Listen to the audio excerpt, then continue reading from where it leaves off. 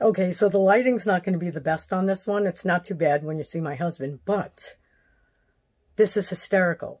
He's ranting, or I should say he's answering questions about how he feels about me as a reseller. Now, get your spouse right now or let them watch it later because it's too funny. He's ranting up a storm, but just know he's one of the most supportive, loving people in this world. I love him to death.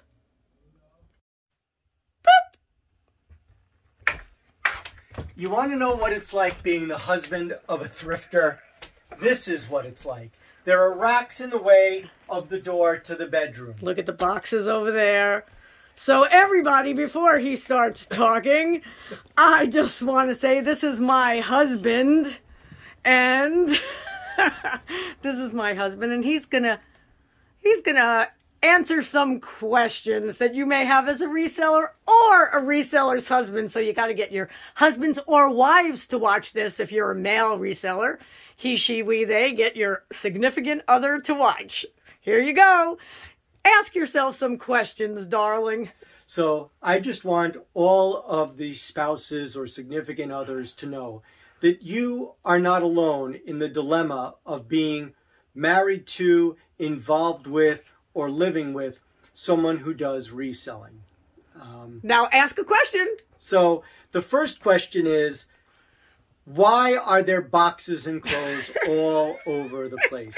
And I know you can't see it, and I know that Marion won't show it because the truth is that I'm embarrassed. Most resellers and thrifters are embarrassed by the fact that there's not a single spot you can go in their home where you won't find something lying about.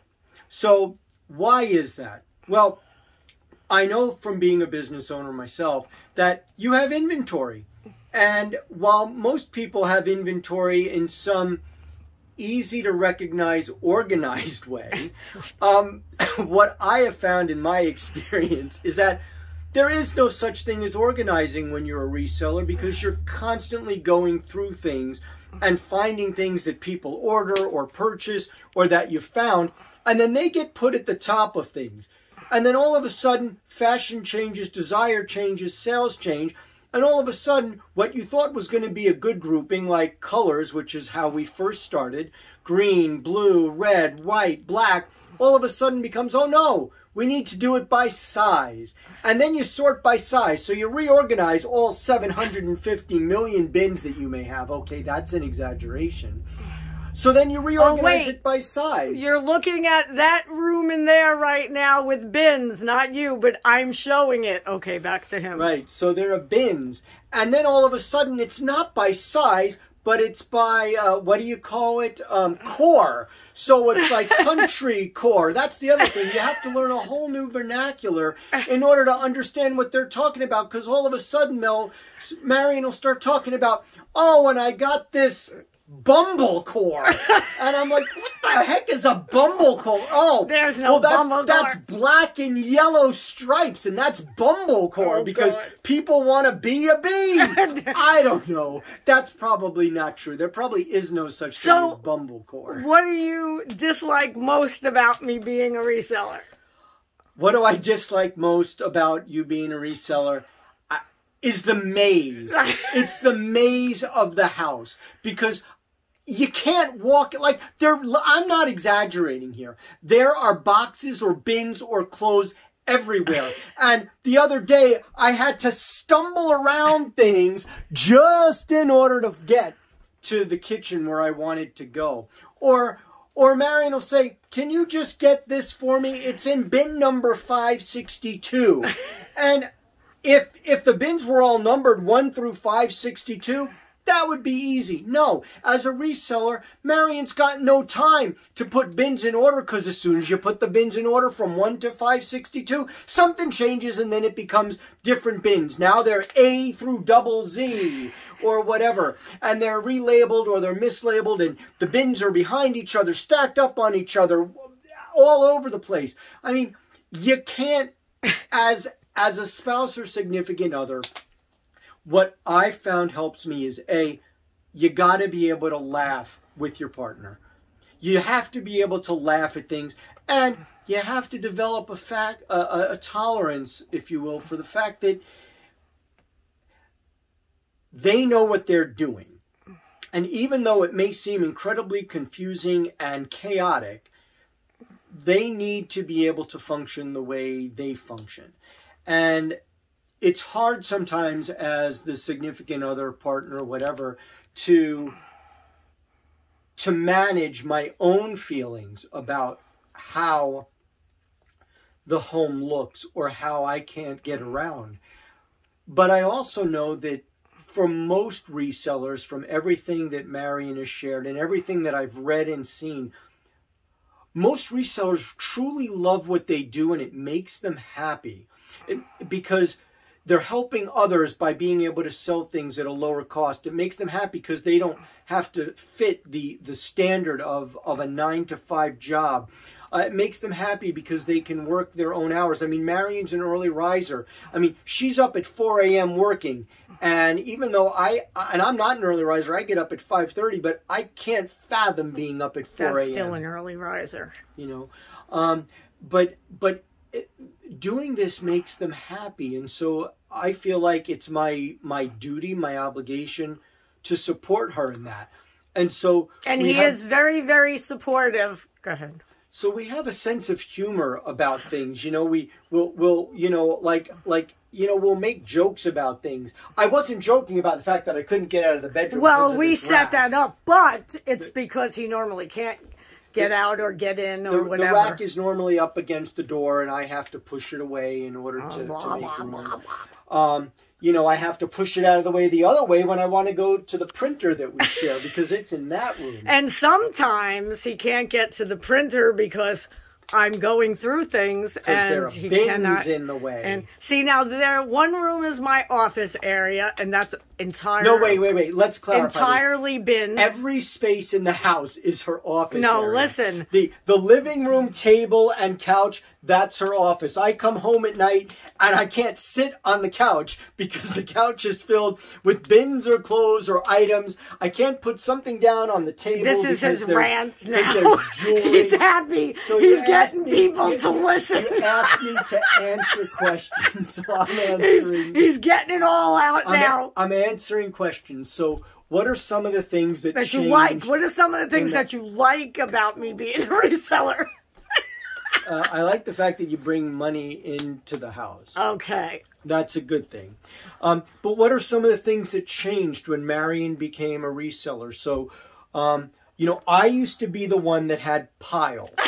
I was the pile person, and I realized that. But once my piles got to a certain point, I would start putting everything away and rearranging and lessening the piles. When Marion became really heavily involved in reselling, what happened is she started to pile stuff. But then her piles never seem to go down. They always go up. And the other thing that, you know, that I realized about reselling is that it changes rapidly. Yeah. It changes rapidly. And so, you know, one day, you know, Marion is focused on finding lucky jeans or whatever. So as I go out, I'm looking for lucky jeans, and all of a sudden it's, you know, pens or it's pins. It doesn't just change though. I research. Or it's stickers. You know, the other thing that I found is, as someone being involved, you know, one of the things, you know, that I had to adjust to is the time commitment that a reseller puts in. And, you know, Marion has shared that, you know, well, the reason why I'm always looking at my phone is because of the algorithms, and you have to keep doing certain things on different platforms in order to maintain a level of sales and a level of engagement with your audience. And that's true of any business. You always need to be engaged and be responding. As the significant other, I've had to manage some of my expectations that I have of my significant other, and that's a big challenge. It's a big challenge for me. So if you're feeling like, you know, your partner or your significant other isn't as engaged with you and they're always like this, because this is kind of Marion. Here, I'll do my Marion imitation. Yay, I got a sale! What do you mean you don't like that? Come on, accept my offer, accept my offer. But this is how she is when I'm here, when I'm not here. It's just her engaging. And what I've found for me, what works best for me and us, is if I really need her undivided attention, I start lightly with a joke. You know, like, hey, are you ever going to put that phone down, hun? That works sometimes. But if you really need to engage with the person, you really need their attention, ask them. Most of the time, they haven't been so overwhelmed with their business that they won't respond. What else do I like about it? Being honest, there are a lot of cool things that you can find or learn about or snag for yourself when your significant other is a thrifter, because they're constantly looking at different things. And here's another thing that I really liked about when Marion got involved in thrifting at the level that she's at, and that is that I will probably never ever in my life run out of things to wear, because quite often I will see something on the rack that she was just displaying that maybe didn't sell, or she'll come home and say, I went to the thrift store and look at all these men's clothes that I found, and they're in your size. And I'm sure that some of that is intentional, looking for my size, because why wouldn't she? But so I've benefited from that as well. The other cool thing is, you know, when you talk about knickknacks and things that, you know, you wouldn't necessarily normally as a guy be out looking for yourself, but it's kind of cool. Marion's found watches in thrift stores that, you know, I've snagged for myself. She's found, you know, just like little tabletop games and things like that. So, you know, keeping an open mind is important when you're married to or have a thrifter in your life. And yes, there are times when, you know, you have to say, what the heck is this doing here?